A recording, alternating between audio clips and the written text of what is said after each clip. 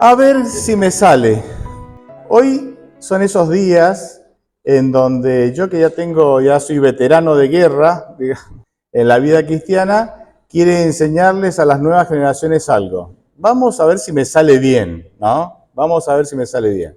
Miren, chicos, les cuento, ustedes son jóvenes, pero les cuento que antes, hace algún tiempito atrás, se definía a los villanos de una manera y hoy se define a los villanos de otra manera. O sea, antes se definía a los villanos ¿quiénes son? Las personas que hacen el mal de una manera y ahora se define de otra.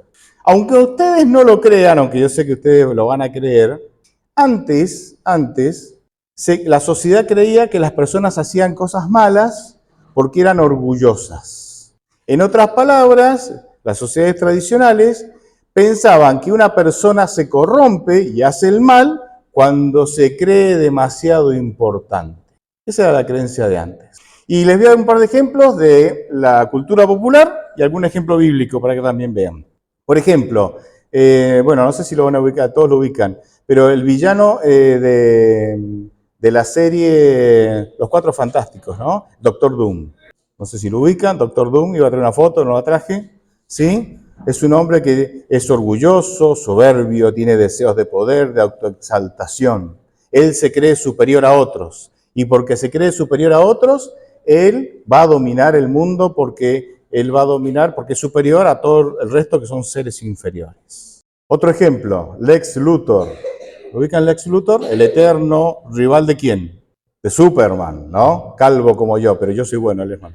También, él se cree superior a todo el mundo, así que él va a dominar el mundo porque todos son seres inferiores. Entonces se representan, así se definía al villano, un ser orgulloso que se creía superior y por superior hacía cosas malas para poder dominar al mundo porque todos eran inferiores a él. Y entonces, ¿cuál era la solución para este tipo de villano? Porque así se definía el mal, ¿verdad? ¿Cuál era la solución? La solución era que tenía que venir un superhéroe a humillarlo. Porque en la humillación, ¿sí? Entonces, y reprimirlo. Entonces, por eso se lo encarcelaba y se lo humillaba públicamente, porque en esa humillación, ¿sí? Era la manera de que él se convirtiera más humilde. Porque si era humilde, entonces no iba a ser villano, porque los villanos eran todos orgullosos. Y entonces vos vas a ver los cómics de cierta época así, ¿no? Después nos encontramos que a partir del siglo XX, ¿sí? Nos encontramos con que va cambiando. Y la cultura posmoderna empieza a decir que el que hace el mal, el villano, ya no es un tipo orgulloso, sino que es un tipo frágil emocionalmente y tiene baja autoestima. Entonces lastima a otros porque él tiene un trauma. Y el trauma se lo generaron los papás, el trabajo, el colegio, le hicieron bullying, la sociedad, ¿sí? Y entonces está lleno de trauma, de inseguridad, de frustración, baja autoestima, falta de validación emocional. Nadie le dijo qué bien que lo hiciste. Todos le dicen, sos un inútil. Entonces le crearon trauma. Y porque está traumado, ahora hace el mal. Dos ejemplos de la cultura popular, el Joker, no hace mucho hubo una película de él. El Joker es una persona psicológicamente fracturada, traumatizado, marginado emocionalmente, está roto el chango, víctima de una sociedad deshumanizante que lo ignora y lo lastima. Y entonces, como es una persona rota, ¿qué hace? Como respuesta a que ha sido traumado y lastimado, hace el mal y lastima a otros. ¿Me entienden? Ya no es el villano orgulloso, sino que es el villano roto. Otro ejemplo también de la cultura popular es Magneto, el villano de la serie X-Men, en donde él, también abusado de niño, mataron a su madre, los nazis lo metieron en un campo de concentración, abusaron de él y entonces ahora él dice, el dolor me convirtió en esto que soy. Entonces él ahora toma represalia con la humanidad porque la humanidad lo lastimó. Ya no es el villano orgulloso, ¿sí? Que quiere dominar el mundo porque se siente superior, sino que es el villano roto, lastimado. Y por lastimado hace daño. Muy interesante cómo va cambiando en la sociedad el concepto de por qué las personas hacen el mal, ¿sí? Esto es un tema muy estudiado por la antropología, ¿no? Y obviamente tenemos algunos ejemplos algunos ejemplos bíblicos que van en esta dirección y yo les voy a mostrar la relación que hay, ¿sí? Por ejemplo, en la Biblia, ¿quién representa la primera postura, la tradicional, de que el villano es el que hace las cosas malas por orgulloso, porque se siente superior? Faraón. Faraón, ¿no? Faraón, él es el hijo de un dios y todos tienen que hacer lo que él quiere y él va a dominar ¿el qué? El mundo. Él encarna el ejemplo del villano, de la postura tradicional de que el villano hace las cosas malas por orgulloso. ¿Y quién puede ser un ejemplo bíblico de alguien que se vuelve malo y hace cosas malas, se vuelve villano porque está roto y lastimado? Saúl, el rey Saúl. Él no se vuelve tirano, ni asesina, ni persigue porque es orgulloso, ni quiere exaltarse, sino porque es una persona que la Biblia lo presenta como una persona insegura, con miedo, siempre comparándose con otros, o tiene miedo a que lo comparen con otros, ¿sí? Se vuelve paranoico, como que están todos en contra de él, tiene una necesidad muy, muy grande de aprobación, es muy frágil emocionalmente. Cuando lo eligen como rey, ¿qué hace? Se esconde entre el equipaje, ¿no? Porque es una persona muy insegura. Y cuando las mujeres de Israel cantan, Saúl hirió a sus miles y David a sus 10.000, por esta tremenda inseguridad que tiene y por esta paranoia, porque es una persona emocionalmente inestable, ¿qué hace? Voy a matar ¿a quién? A David. Él no puede ser superior a mí. Y entonces Saúl encarna el villano que hace cosas malas porque está emocionalmente roto, porque es dependiente de la validación, porque tiene una autoestima bajísima. Y ahí vemos el modelo bíblico también. Otro ejemplo es el concepto de la fuerza, del carácter fuerte. Antes, capaz que hay algún memorioso que todavía se acuerda, antes se decía que la persona dominante, la persona agresiva, la persona que gritaba, la persona que incluso hasta golpeaba, tenía carácter fuerte. Pero ahora van cambiando los modelos, ¿no? Y ahora ese tiene carácter débil porque no puede dominarse a sí mismo. Y entonces hoy, ¿quién es el que tiene carácter fuerte? El que tiene inteligencia emocional, el que tiene autocontrol, el que puede regular sus emociones y sus impulsos. Esa es la persona fuerte. ¿Vieron cómo cambiaron, no? Los paradigmas van cambiando. Y yo sé que con esto estoy simplificando bastante el asunto, porque hay, digamos, esos son los dos grandes grupos, hay algunas otras variables, pero para lo que quiero compartir con ustedes me parece que es suficiente.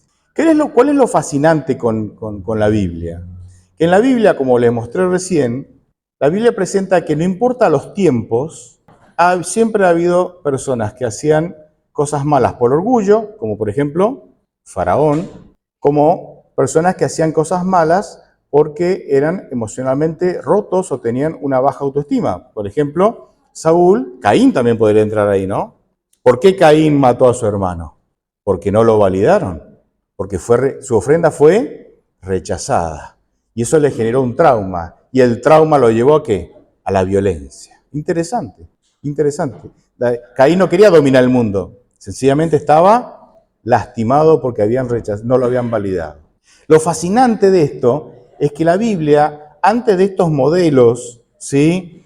Del modelo tradicional, del héroe dominante y el modelo posmoderno del villano roto, ¿sí? Antes de estos modelos, ya la Biblia había presentado estos modelos en diferentes personajes. Lo que nos da la pauta de que estos dos modelos de villanos, estas dos escuelas de por qué se comete el mal, siempre están presentes. Ya Dios lo mostró en la Biblia muchísimo antes que fueran estudio de la antropología.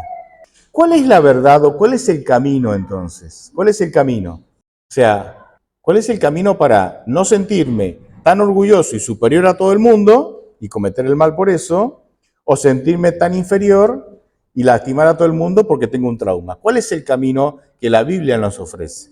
Un versículo muy conocido voy a citar, que es Romanos 12:3. Romanos 12:3, que es un versículo que se usa mucho para entender cómo yo debo autopercibirme en cuanto al valor que tengo. Es muy interesante. Por la gracia de Dios que me es dada, digo a cada uno de ustedes que no tenga más alto concepto de sí que el que debe tener, sino que piense de sí mismo, con sensatez, según la medida de fe que Dios repartió a cada uno de nosotros. Fíjense, este versículo evita los dos extremos que recién mencionamos, ¿sí? No el ego inflado que se cree superior a otros y quiere dominar al mundo, ¿verdad? O dominar a los otros porque se cree superior, pero tampoco el autodesprecio, en donde no valgo nada y termino lastimando a otros porque estoy traumado.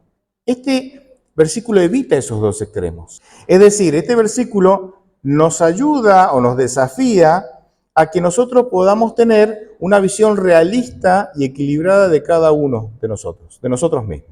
En otras palabras, este versículo de alguna manera nos dice, el orgullo es un problema, claro, es un problema, pero también es un problema vivir esclavo de la validación, de vivir esclavo de que me puedan validar para tapar mis traumas. O sea, validame, decirme que soy lindo, que soy genial, que hago las cosas bien, porque si no mis traumas van a dominar mi vida y voy a terminar haciendo daño por mis traumas. Este versículo nos da ese equilibrio.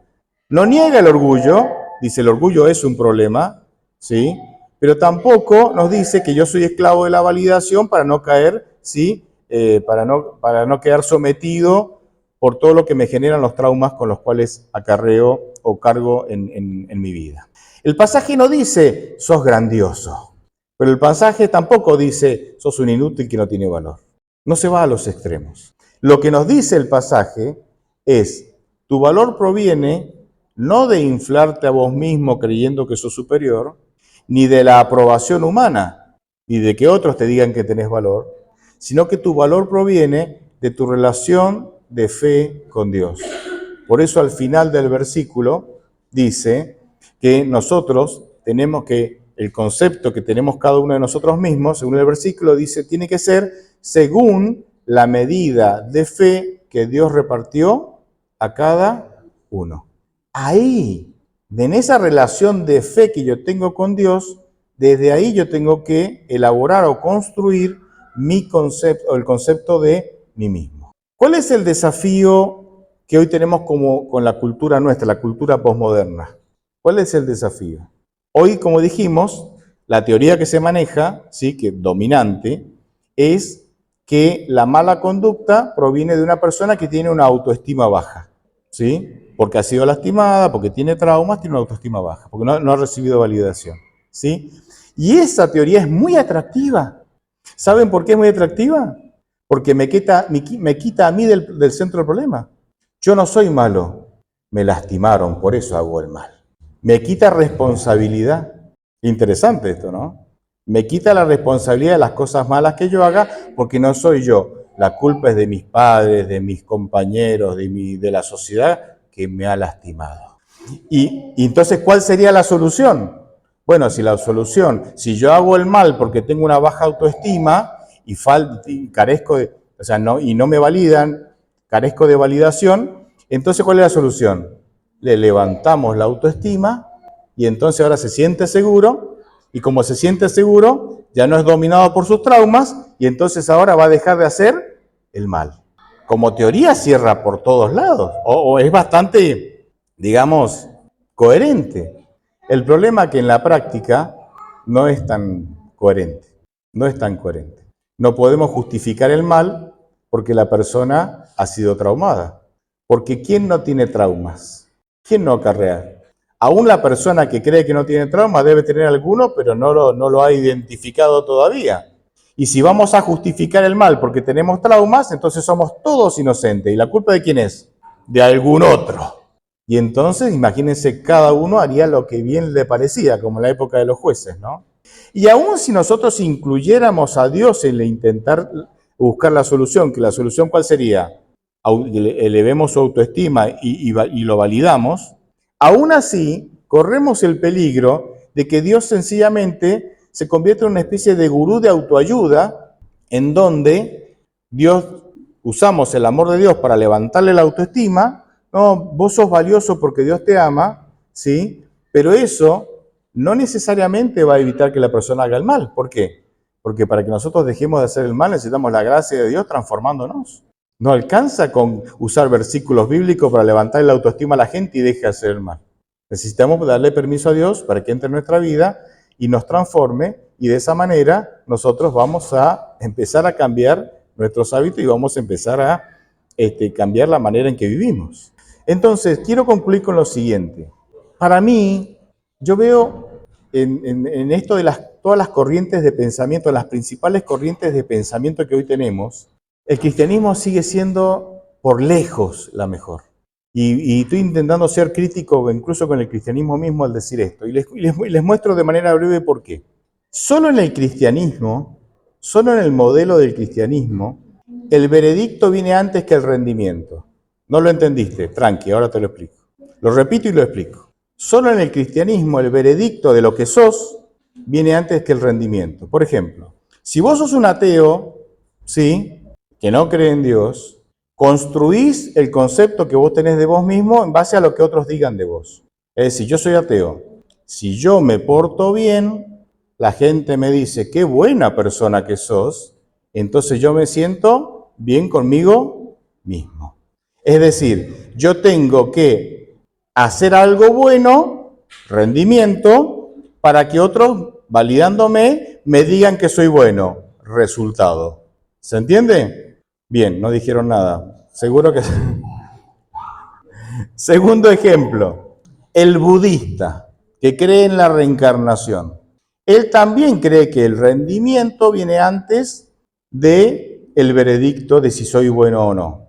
Porque el que cree en la reencarnación dice, si yo me porto bien, entonces me voy a ir reencarnando en un ser cada vez más superior y así llego hasta la iluminación total, el nirvana, como lo llamen. ¿Sí? Entonces, para yo ser una buena persona, tengo que portarme bien, rendimiento, y en base a eso viene después el veredicto. Sos una buena persona. Se repite el mismo concepto con el ateo. Los musulmanes, en donde para ellos la salvación viene por la obediencia y el sacrificio personal. Entonces, yo me porto bien, soy fiel, obedezco al Corán y a todo lo que tengo que obedecer, y entonces yo soy bueno. Primero me porto bien, rendimiento, para entonces que me validen diciendo, o que el resultado del veredicto sea, esta es una buena persona. ¿Ven el patrón? En todas las corrientes, en estas corrientes que son las más importantes, vemos el patrón. Yo tengo que rendir, hacer algo bien, para que después se diga el veredicto de que soy bueno. Ahora, vamos al cristianismo. Vamos al cristianismo. Dios dice en Mateo 3:17, este es mi Hijo amado, en quien me complazco. ¿Qué veredicto está dando Dios de sus hijos? En este caso era Jesús. Si Dios se complace en su Hijo, es porque su Hijo es bueno o es malo. Es bueno. ¿Y qué tengo que hacer yo para ser hijo de Dios? ¿Tengo que portarme bien? ¿Qué tengo que hacer? Creer. El que cree en el Hijo tiene vida eterna. ¿Se dan cuenta? Fíjense Romanos 8:1. Por tanto, ahora no hay condenación para los que están en ¿quién? En Cristo Jesús. En el cristianismo, en el momento en que creemos, Dios atribuye la perfección, el rendimiento de Cristo, ¿a quién se lo atribuye? A nosotros. Y entonces Dios me adopta en su familia. Es decir, en el cristianismo, primero Dios da su veredicto. Cuando yo creo en Dios, cuando creo en su mensaje, cuando creo en el plan de salvación, cuando yo creo, Dios da el veredicto. Él ha creído, Él es mi hijo. ¿Y porque es mi hijo? Ya tiene la vida eterna. Y después, porque soy hijo, y entonces le permito a Dios trabajar en mi vida, ¿viene qué? El rendimiento. Me empiezo a portar bien como una consecuencia de la gracia de Dios obrando en mí. ¿Por qué? Porque yo ya fui hijo y ya fui declarado justo. Esto se llama justificación por medio de la fe. ¿Qué es justificación? Ser declarado justo. ¿Cuándo somos declarados justos? Cuando creemos. Fíjense, los fariseos iban en la otra línea, por eso estaban tan en contra de Jesús y de Pablo. Porque el fariseo decía, tenés que portarte bien para ser justo. Y Jesús, Pablo y los discípulos, ¿qué van a decir? Tenés que aceptar a Jesús, Dios te regala la justicia de Jesús, ya sos justo y ahora, por la gracia de Dios, empezás a portarte bien. El cristianismo es la única, ¿qué podemos decir? Filosofía, la única escuela de pensamiento a través de la cual vos no tenés que hacer algo para ser buena persona. Vos sos buena persona cuando crees. Y a partir de ahí, Dios empieza a construir en vos la buena persona. ¿En qué filosofía te gustaría vivir? Por eso cuando vos pensás en el cristianismo es increíble. Por eso el cristianismo sigue siendo, chicos, el mejor camino. Lo mires desde la antropología, lo mires desde la sociología, lo mires desde el punto que lo mires, sigue siendo el mejor camino. Y yo los animo a que perseveremos en este camino, creyendo y permitiendo que Dios pueda transformar nuestra vida por su gracia. Amén.